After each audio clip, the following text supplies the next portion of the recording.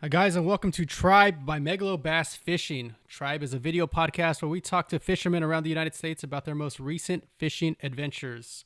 We love sharing fishing content and welcoming people into the Megalobass Fishing Tribe. Today we'd like to welcome DeSax to the podcast. DeSax is a really cool fisherman that puts out quality content. I came across DeSax's Instagram early August of last year, and ever since then he's been a big part of the Megalobass Tribe. So I've been reposting his fishing pictures on Instagram and Facebook, and he recently started his own fishing page on YouTube called DeSax Fishing. Please welcome DeSax.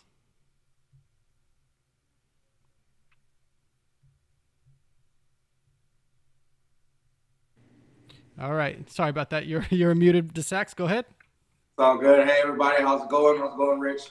Hope everybody's doing well, keeping warm if you're in those colder parts of the country, and snatching fish if you're out there on the water. So, Yeah, good to be absolutely. here. Absolutely.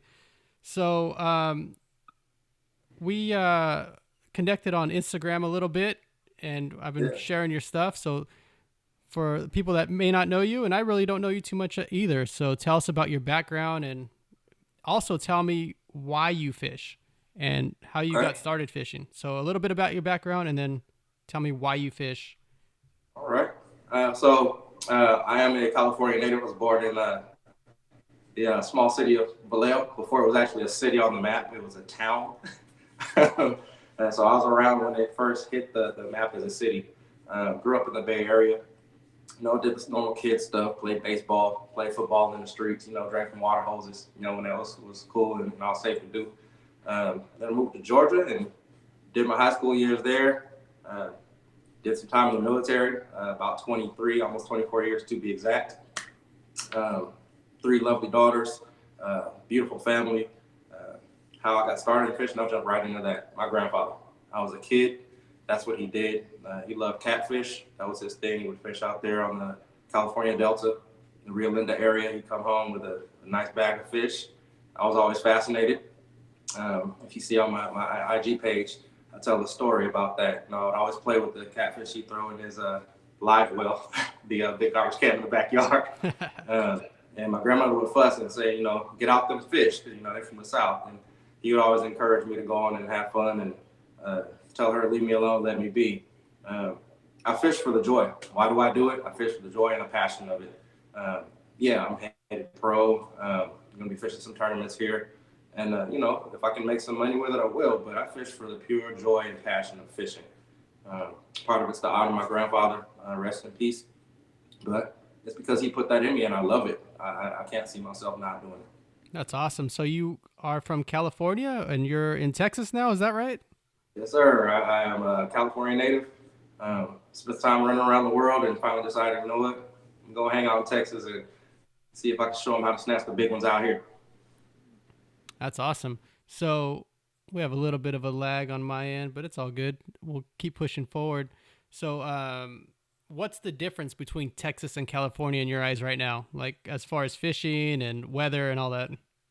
Right now, the biggest one, the weather. You see, I'm out here on the boat in the man cave, and I haven't got the heat set up out here yet, so we got a little frost coming off. It's about 14 degrees out here right now, so that's a big difference. Yeah, you don't see uh, that in Central California where I'm from, man. Not at all, not at all. If it gets cold out there in California, the whole state shut down, not for COVID reasons, but it's shut down just because everybody's going to panic. It's pandemonium. But it's the weather. It's uncharacteristic this year for some reason, but it's here.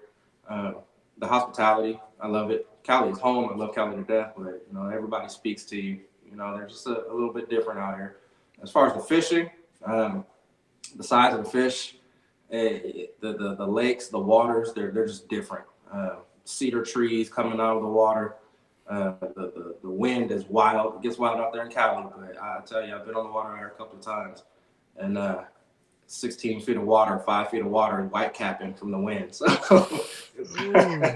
it's a little wild. It gets crazy out here, but the way the fish hit out here, a bass is a bass is a bass. That stands true. That's good to know. But yeah, it stands true. A bass is a bass is a bass. I caught them on the same things I was using out there in California out here. There was one time I did a video on my YouTube page. If you go back and check it, I talked about a new lure that I got from a company that I'm representing, the Mayhem Bug. Hey, they hit the same way. They'll tangle you up in the brush if you don't pull them out. They'll get you in the sticks if you don't pull them up fast enough. You mess around with them, they'll come off. But when they come up, they are chunks. They are nice.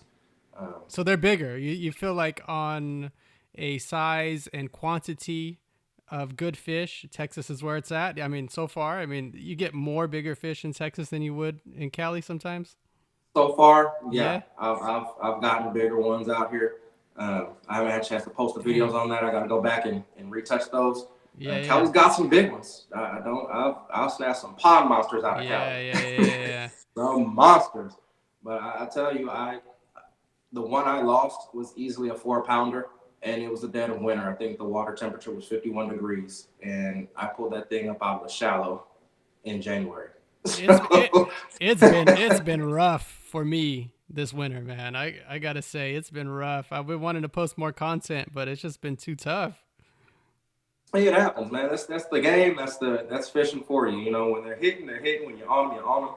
And when they shut down, they shut down. And that's nationwide. It doesn't matter where you are, who you are, what you throw at them, how good you are, what kind of juju you put on it. Cali prepped me for Texas. I tell you, my confidence is up for out here in Texas because of the fishing I have. You know, I thought the same thing, man, because I have family in Oklahoma, I have family in Texas, I have family in New Mexico, and I'm just like, everyone's like, you got to come fish these lakes and ponds over here in the Midwest, you know, or a little further central United States. And I'm excited to go, but I'm like, come on out here, man. I'm like, Cali's where it's at. But I mean, for me, just I have family here, but I feel right now in the winter, if you could catch fish right now in the winter in Cali, you could catch them anywhere. You know, it's like anywhere. It's so tough. Matter of fact, if you can catch fish in Cali, period, you can catch them anywhere.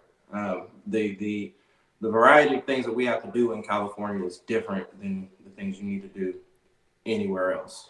The fish there's different bodies of water, there's different temperatures, different depths, there's different skills you have to employ up and down the state. You go up far north and you got mountainous region, you got to deal with those fish and those rivers and lakes up there. And you get in the central area, you know, got the mother lode out there and Ione Lake Pardee and such. And then you move down to Pyramid Lake and, you know, get into central California. You just got a variety of things you can do and throw in California. And if you can catch them out there, you can catch them anywhere because most places are pretty consistent in what they have going on. How often are you making content right now? Right now, the goal is once a week. I'm going to try to up that to twice a week, maybe do one where I'm actually showing fishing footage and then maybe do another educational one where, you know, I'm in the man cave, I'm sitting on the boat and I might be talking about a lure, maybe throw in a picture or a clip, but mainly just, you know, talking shop.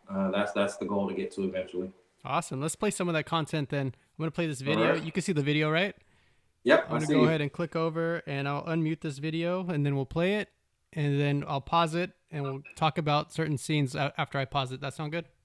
That sounds like a plan. All right, everybody. So the bite's been pretty tough, but we're out here on this water. Hopefully we can pull up some decent bites and go out here and have a little bit of fun. So yeah, here's me getting ready, trying to talk some smack. Wasn't sure if I was gonna catch him or not, but it's just me and my. So, do you usually like doing a breakdown ahead of time before you go out fishing? I kind of do. Yeah, kind of psychs me up a little bit. Yeah. You know, if I can talk myself up, then that's what's important, you know. But if I go in there, it also reminds me of my game plan for the day. If I can say, I think you talk a little bit about that game plan too right now. Let's watch a little bit more and then we'll talk about your game plan. Most definitely. Wonderful spinning rods. We're going to see if we can put the hex and the jackhammer on some fish today. So, see if we can flip this thing around. Nope, can't flip it. But here we are. The hex and the jackhammer. Bam. So we're going to see what kind of success we have today with that. All right, so you talked a little bit about your setup there. So are you throwing more spinning rods or bait casters right now? Actually, I throw an even mix. I've got a ton of bait casters, and I only have 3 spinning rods that I throw, but I throw them regularly. As you saw, my wonderful favorite fishing rods. Those are my spinners. You saw my jackhammer. You saw my hex. I didn't bring the 6-stick that day. I was only out with 2 because I was on foot. But these days now, yes, the weather's colder. I'm doing a little bit more finessey stuff.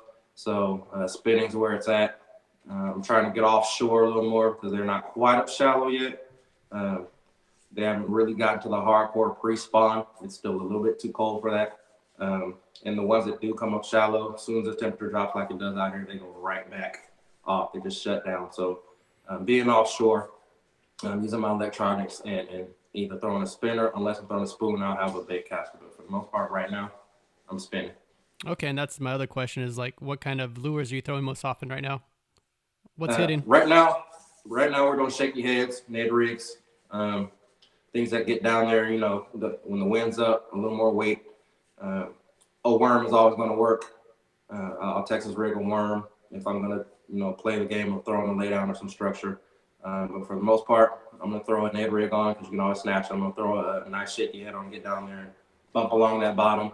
If I'm throwing a caster, a jig, and definitely if I'm going to throw a spoon, I'm going to throw down my heavy caster. But when I'm spinning, you can throw a drop shot, either nose hook the worm or Texas rig it, or throw a shaky head. Awesome. All right, let's play some more of the video. All right.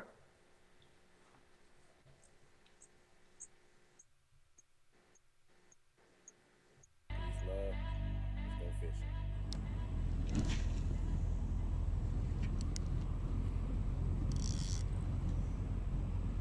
Yes, somebody kind of over where I wanted to start at, but that's okay.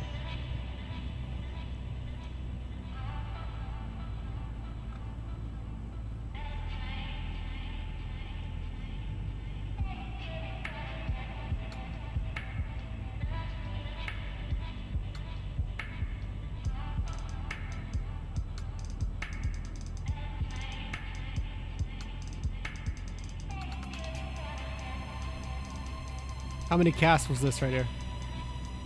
This was actually my 3rd cast. So someone started out where I wanted to start for the day.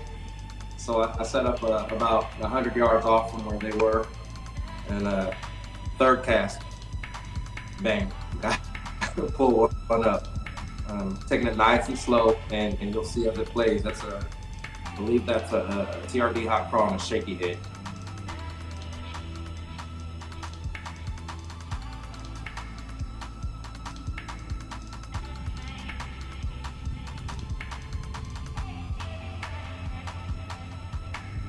I love the anticipation of this. This is awesome. Yeah, I was toying with speeding it up a little bit, but the music's good, the suspense was nice, so. Easy, guy. Easy. And you can see right there, bam, hook set, what the heck's on. And that, my friends, is the one that we've been waiting on. That was good. So this was your first fish you caught that day? That was the first one that day. Nice fish. That fish had actually been giving me the blues at that particular body of water for about 2 weeks. It would just jump right in front of me. I swear it was messing with me. It would mess around me, it hit, or it jump, or right when I would cast somewhere, it'd come up. You know, I cast off to another spot, it'd come up where I just came from. And I swear that was like my Moby Dick. So when I pulled her up, victory. That was too sweet a victory. All right, I'll just let it play and we'll talk anytime, all right? All right. How you like that? Got him on the hot crawl. 3rd cast. Good fish. And this is the one that's been playing with me all this good time. She was close to about a 3-pounder, I believe. Oh, it's in the tongue too. This one choked it. You don't bring a scale out there? Get it out of there. I normally do. I did weigh her. I think she came up around. There we go. I don't want to get to tell the story. I have to go back and review it. But she was close to 3. I had to go back and review the rest of it. It didn't make it. What's your PB right now? What's that? What's your PB? Personal best. Oh, PB right now is 8 pounds 2 ounces. Nice. Yeah, I wouldn't know what to do with double digits, man. I haven't caught a double digit yet. Oh my gosh. And I can't wait to go double digit. I cannot wait. Hey, it's gonna happen. It's happening this year. Yeah, they say you catch a double digit, you're looking at a dinosaur. I mean, it's very rare for them to get that big.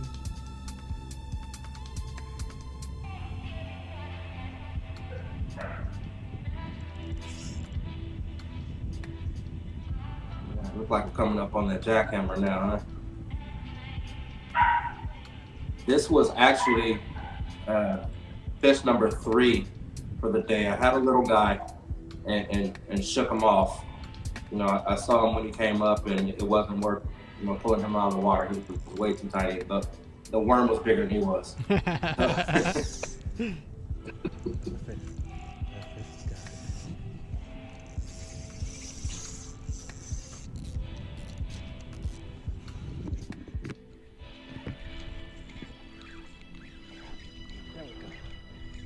That boy is fighting. Oh yeah. We won't talk about that that line, you know, flying up around the school. I know, I saw that. I've been there, man. I've been there. There's another one. I tell you, those were quality fish that day. Good hook. Good hook. And you can see I was throwing. I think they were either bedded up or schooled up. Something was going on over there because I snatched every last one of them right there, just pulling right across that bank line. I guess I just had the magic touch, and they keyed in on red, which is, you know, yeah, red. that's Okay, pretty much characteristic. That's good to know. Yeah, that's good to know. Red is hitting right now. I don't know if it's because of a crawl or what. Oh, I lost you there for a little bit, but you're back. Yeah, I think we're back. I notice you wear gloves when you fish. Do you like doing that? What's actually, I do, and that's what's that? What's the benefit of gloves? So mainly I wear it to keep the you know, the elements off my skin from direct contact. I've had a few folks ask me that same question. So it's funny you should ask. When it's hot outside, those are SPF 50 gloves. So they keep the direct sunlight from tearing up my skin. And when it's cooler outside, you know, if it's a little frost on the air, they keep the frost off. I'm not big on full gloves. I'll start wearing those out here. You know, we got women like that, but I like to have my fingertips free to kind of move. But I don't like the weather to directly hit me. So a lot of the times you'll see me covered up in full year round. But especially this time of year, I'll be fully covered. And I haven't fished in cold like you're getting there in Texas. I mean, I could see your breath in your garage there. Yeah. You know, so it's pretty wild. Chilly. But I also noticed that you're fishing like a yellow braid. Is that what that is? Yeah. So on my spinning tackle, I use 15 or 17 pound test braid, and I use a high visibility P-line braid, or I'll use the Berkeley X5 or X9 braid, but it has to be high visibility. That way when the line's in the water, fish running with it, I'm watching the line, I can actually either see it jump or move a little easier if the water a little more stained or dirtier. Just kind of helps me out a little bit. That's cool. So some people, it's more for visibility then, right? The yellow? Absolutely. It's more for my visibility. Right. A lot of folks will say, you know, well, the fish can see the line. And yeah, they can see color. But what I do is I use a leader that's probably about 10, 15 feet long. How heavy is that leader? I'll generally use between a 6 and a 10 pound leader when I'm finessing. I don't go above a 10 pound leader when I'm finesse fishing. One, that will disrupt the action of the lure if you're too heavy. Mm-hmm. But two, it allows the lure to actually sink and do what it needs to do. And I like to fight the fish. You know, you have to be a little more careful when you fight the fish with that light of a leader. You can get a good hook set with that braid to leader. That's why you'll see a lot of my hook sets. The fish, those hooks are they're dug in pretty well. Yeah. But that leader allows a little bit more stretch, so I'm not really doing too much damage to the fish any more than a hook normally would. But when you're using a lighter leader, then yeah, you get to fight the fish a little more. You have to work them in, adjusting the drag. I like to have fun with it. Yeah, that's cool. I noticed that sometimes when I do a leader, I don't know if it's the way I tie the knot or something, or maybe my leader's way too long. I mean, sometimes I'll do just like a small 3-foot leader. Other times, I've heard of people going braid to fluoro and just like stacking their reel like that. Like it's like half fluoro, half braid. But what happens is that fluoro to braid knot will get tangled sometimes in the reel. And I'm like casting over a knot, and then that knot will pop out of the middle of the reel. And every time I cast, it's like getting caught up. So I don't know. I don't go past like a 3-foot leader, but maybe I got to try a 10-foot. Like you said, you're having a lot of luck with that 10-foot leader, so I might have to do that. Yeah, a 3-foot leader, I'll use those if I'm doing a braid to leader for a topwater, something like a devil's horse. Oh, okay. Or a walking bait. That way it doesn't tangle up the braid and the hooks. Right. But when I'm doing my finesse fishing or even some of the power fishing with the caster, the minimum leader I'll do is, and say I don't want to give exact measurement. I got this trick from a couple of anglers. Is I'll take the line and I'll do a full wingspan, and I'll bring it in and go half another one. That's about 8 to 10 feet. Oh, okay. I got you. Well, how tall are you? Don't they say your wingspan's like how tall you are? Something like that. Half of that? I don't know about that. I'm 5'10", so yeah. I got a 5'10" wingspan. That's pretty awesome. But I like to keep it around there, unless, like I said, I'm doing a walking top water, then I'm somewhere around a foot or two range. That's cool. But when I'm finessing or anything else, if I'm doing braid to leader, wingspan and then half, probably about 8 to 10 feet, somewhere around there. All right, I'm gonna try that next time. Let's keep watching. There's number 2.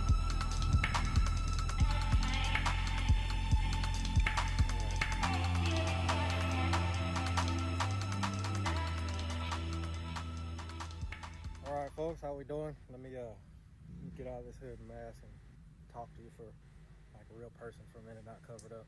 We're trying to stay safe during this pandemic, COVID. How has COVID affected your fishing? Quite honestly, it really hasn't. And I guess I've been fortunate in that. I was out there, well, I'll take that back. When I was in California, it did to a degree. It limited where I could go fish. As you know, places like Clear Lake shut down, et cetera, et cetera.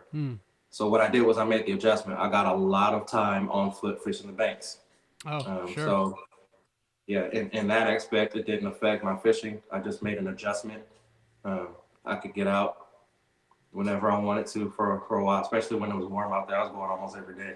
What was your main spot you hit in Cali? Was it Clear Lake in Cali? Was that your main spot? I do like to hit Clear Lake when I'm out there. I like to go to Lake Pardee or Lake Comanche when I'm out there in Cali. I like those lakes. I also like Folsom Lake. Folsom Lake's pretty fun. But when I have to be on foot, like I was a lot of time last year because of those closures, I would hit local ponds, Elk Grove, Natomas area. I'd slide down further into the bay, hometown of Vallejo. I go hit those spots up, pull them up. I think I even went down to, there's a military installation out there. Fort Hunter Liggett is way down there near Salinas and stuff. I found a little fishing hole down there. Nice. And snatched them up out there on the frog. So, when you got to get on foot, you get out there and you can find some pretty cool spots. Yeah, I have a couple fishing spots that I don't tell nobody about that. Yep. You kind of stumble upon these things, or you talk to an old man that's been around the bush a little bit, and he knows these spots since a kid, and he just kind of shares them with you, and it's a spot that I've been hitting up every now and then. You'll see me post some pictures, and everyone's like, "How are you getting fish right now? Where you at?" Oh, sorry, man, it's a buddy spot. I can't tell you. Yeah, it's money. That's your honey hole. Yeah, and then what about Texas? Where are you fishing right now in Texas? You probably covered that a little bit earlier, but for people that are in Texas, I've hit a couple of spots in Texas. I hit Lake Ray Roberts out here a couple of weeks ago. As you know, if you're following fishing, the Bassmaster Classic, I'm on Ray Roberts. So I had to go out there and see what it was about. Oh, nice. That was a crazy, wild, windy day. Yeah, I saw Maze that. of I saw trees. a couple of posts of you on that boat, and you said that Oh yeah, it was it so turbulent, or were the fish not biting? You said that you're just marking locations or something that day. yeah. That day I was just kind of out there seeing what it was. The fish weren't biting. It was cold. I was actually geared up the whole day. I had on my rain gear and such that day because the temperature didn't get above 60 degrees at all. And I mean, I was on top of the fish. I could see them. They just were shut down. They weren't having it. Jeez. That was Ray Roberts. And then I've been out to Cedar Hill out here. Beautiful lake. Not so many trees out there. There's one spot where they're up, but not so many cedar trees hanging out as they are out there at Ray Roberts. But it's gonna go down out here. That was it. Cedar Hill was challenging because it was rainy and it was turbulent. So I was geared up the whole time. It was wild. Awesome. All right, DeSax, thank you so much, sir. I'll let you go, but thank you so much for sharing your fishing adventure Definitely. here, and then we'll do more of these. Post more videos. I'll have to talk to you again about your upcoming videos. Most definitely, Rich. Hey, I look forward to seeing you. Thanks for having me, as Yeah, of always. course, of course. Welcome to the tribe, sir. Definitely, always. And you know what? Gotta have it. Peace, love, and fish on, baby. That's right. Keep reeling, sir. All right, take care. Take care. All right, guys, that was DeSax, and he is an awesome guy. That guy's been in the military.